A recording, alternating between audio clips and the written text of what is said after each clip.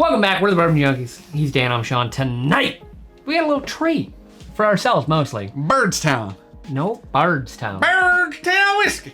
Disco 7. Oof. Do it. I loved it. Why did you do it so far away from the mic? Buddy. Leave this in. Okay. Let me know how much better it sounded. A lot.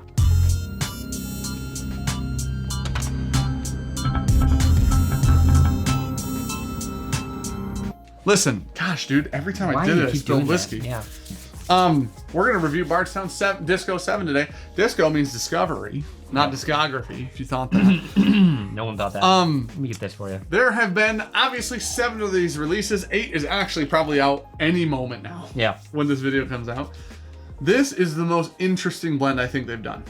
Like according to the side. I'm label. reading it right now. We're learning together. I'm gonna put some B-roll of what the blend is up right now. I'll read it to the people while the B-roll's up. Buddy, there's a lot. 31% Kentucky 12-year, 25% Kentucky 12-year, 21% Ontario 12-year. That is 100% corn whiskey. 15% Indiana 7-year, 8% Tennessee 17-year. I just now noticed that the 15% Indiana is rye. Oh, that's their barely legal rye from MGP. Yeah. Yeah. Okay. So we have bourbon, 100% corn whiskey. From Canada. And then we've got barely legal Indiana rye, and then high corn Tennessee. I think that corn whiskey from going on Canada couldn't legally be identified as light whiskey. I believe. Maybe. It depends on the what it gets distilled at and what enters a barrel. I know, but I think like a lot of whiskey that comes out of Canada can be classified as light whiskey in America. Canada has almost no rules on any of this. Yeah. Like they just kind of do whatever they want. They're flying by the seat of their pants. It smells amazing. Kind of like this YouTube channel. Yeah. So, it actually does smell really good. Now, here's the thing. This will be, in theory, the most off-profile, interesting, not, like, the least bourbon-esque. Well, I didn't know it was a burr rye until right then. But that's, like, I think all of them, and I'm probably hyper wrong on this. I think all of them have been bourbons up until now. Like, blends of bourbons. Take your word for it. 3 obviously was. 2 definitely was. 4 definitely was. Yep. 5 and 6 were the Dickel blends, which I believe were all like either Tennessee whiskey or bourbon, whatever. This is we'll call this. We don't know if it's true. We'll call this the first burr rye. This is a bright bourbon rye light whiskey. I don't know if it's light. It's from Canada. That could be light. You're just really trying to make that work. It does smell really good though, for real. Now, you know. If we're being real here, Sean and I not gigantic fans of 5. The absolute biggest fans of 3. And 4. Literally 3. We compared 3 to BTAC. 3 used to sit right here. We compared 3 to BTAC. Yeah, that was available BTAC is what I think we called it. Yep, it was like 125 retail. It was one of the best releases that year and within a year on either side of that year probably. Yep. And it was hyper findable because people were still kind of sleeping on the discography. The what? The what? They discovered the Discovery series? These are normally around $135. We paid $150. So here's the thing. This is the smallest amount of Dickel they've had in any release thus far that had Dickel in it. Yeah. Dude, this on the nose is so wild. It is. Because I can like fixate on a couple different things, and like the more you focus on that one note, the more you get out of the surrounding things. Yeah. Because I started smelling it, I was like, oh wow, there's a lot of red fruit, and I started going down like the fruit aisle, I guess, and then I started smelling it more, and it's like, oh, it's got a little dustiness on it, so that's weird. And then I just smelled it again. I came back, lemongrass. You know what I really love? It is so wild. What I really love is the mental picture of you shopping. Oh yeah. With a shopping cart going down the aisle. The most random shit ever in the cart. Yeah. And then picking out dust. And then lemongrass was in there. I just watered mine this morning. Your lemongrass? Yeah. You got lemongrass? Yeah. No, you do not. Yes, I do. Are you serious? I have lemongrass and lemon balm. 346 minutes later. Now I'm getting citrusy, bready. Yeah. There's it smells like a beret to me, like cantaloupe muskmelon-esque note on it, and it's got that extra winey. Oh.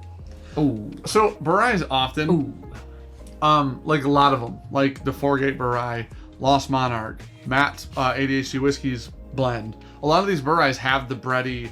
When rye and bourbon come together for a lot often, usually it comes into like there's some form of breadiness. Now, sometimes breadiness in whiskey is not my jam. It's a little off-putting if it's on overdone. Some whiskeys, yeah. Now on some Burr ryes, which I love, and it's not so much on the High West one now I think about it. I am so into that like spicy, bready. Have you tasted it yet? Coated with sugar bread. Have you toasted? I've not toasted it yet. Like it's sweeter. It feels like it's been cooked a little bit. It's so sweet up front. It's honey toast. It's like cinnamon raisin bread. Yeah. Holy shit. Yeah. Oh my gosh. It's like cinnamon raisin bread with a tiny bit of that vanilla frosting on top. You know when you used to go to like Ponderosa or Golden Buffet or Corral? Golden Corral? Yeah, Golden Buffet is the Chinese one, I think. Golden Corral, and they have, and on the dessert, they have like cinnamon bread chopped up, and then only the top has the vanilla icing on it. Oh yeah, I know what you're talking about now. It's that. Yep. I get some of that.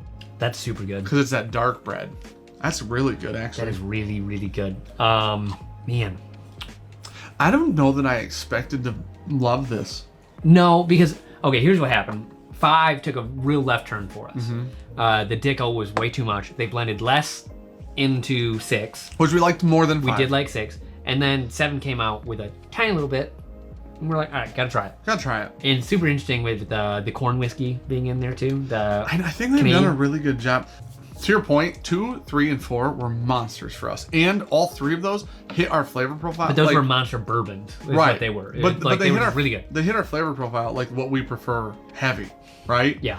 And so then when 5 for us was such a left turn because we don't enjoy Dickel that much. Yeah. It's just not our jam, right? So when 5 was heavy with the Dickel, and I'm the bloodhound, as we all know, so I can just a mile away, I'm getting it, right? And then 6, hint. Yeah. Less than 5, still definitely there. I get none here. With this, I think what it's adding is more of is this back end 8? Is it old or something? It's 8. It is 17. Here. Okay. 8%. It's adding like a woody, oaky, like it's adding to it rather than subtract, like rather than overrunning all the cool flavors in the whiskey. I think if you sit there and really, I just said I get none of it, but if you really, really think about it, and you just think of like chocolate Flintstone vitamin. You know what I mean? Like a little bit of minerality, but it's like a chocolate woodiness that what you're talking about that it brings. And then I'm like, all right, I could be convinced there's Dickel in there. Other than that, you cannot say to me, go ahead, chocolate Flintstone vitamins, and then say, know what I mean? No, never. You don't know what I mean? I don't know. Come on. Now I will say, if you had a Flintstone vitamin right here and some melted chocolate, I'd dip it in there and try it. And you'd be like, oh wow, now I get it. 100% I'd try now it. I get it. I just got a nice rose petal. This is one, This is one of the most really interesting whiskeys I think we've had this year. Yeah, I think like there's so much going on. Yeah, if you're willing to go on an adventure, this is a nice adventure. Like, realistically, if you poured this one night, say you came out Friday night, you had a pour after work, you sat down, wrote down all your notes, drank it, wrote down some more notes. Okay. And then Saturday night came out, did the same thing, you could get different notes out of it. Yeah, I agree.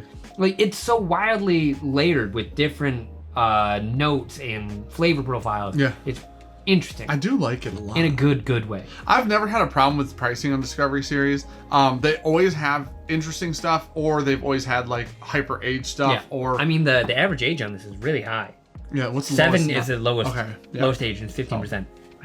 And then it's 12, 12, 12, 17. All right, what do you go roughly, give or take? A grade? A grade on a $135 bottle. I think it's an A. It's hyper interesting. At $150, which is what we pay, I go A minus. Okay. At $135. Okay. At SRP? I go A. Okay. It's hyper interesting. It is. Like I said, there are notes. Man, I've smelled flavor profiles for days. Oh my god. That's what I'm saying. I've smelled it 100 times. And I just keep doing it. I just keep smelling it. Dude, I got brownie. That's what it was. I got brownies last time. Oh, really? You said chocolate covered Flintstone vitamins? I get chocolate. I think that the brownie, almost like a dark chocolate brownie comes through on the nose. Okay. I don't get the, what do I want to say? Like I don't get coffee or anything like that on it. Dark. I could see it being like a brownie because it's really sweet. So this is my issue. I'm trying to give a grade and I'm still going back into notes. But I can you hurry it up? I already did that. I think even at 150, it's an A for me. Okay. Like a flat A. It's really There's good. just so much going on. It's really good. Man. Chill. It's hard to get bottles. This price range is a hard price range. It's kind of this is the in-between price range. The 135, 150 price range. You're scratching the door at monster price. You are. You're scratching the door at 200. Yep. Right? but you're not there. But you're definitely out of that 80 price range. Oh, because if you're looking for an $80 bottle, 150 is high. If you're looking for a $200 bottle, 150 feels lower, like it actually does. So it's at a weird price range. I think it's a damn good bottle of whiskey. Honestly, this is the best one they put out in 3 years, without a doubt. Right. Well, there you go. That's Discovery 7. And if you decide that you want to try it, when's this coming out? When's this review coming out? August. Before our meetup? Yes. If you want to try Disco 8, you could come to our meetup on August 20th, because Disco 8 will be there for you to sample. So tickets available in the description below, bourbonjunk.com/shop. So. And then you go Pours in the Park, and then yay. This is a really good bottle of whiskey for real. I'm glad that I like this label a lot. I'm glad this label's back to a place we enjoy it. Yeah. Oh, it just says blended whiskey on the front. Oh, these say bourbon.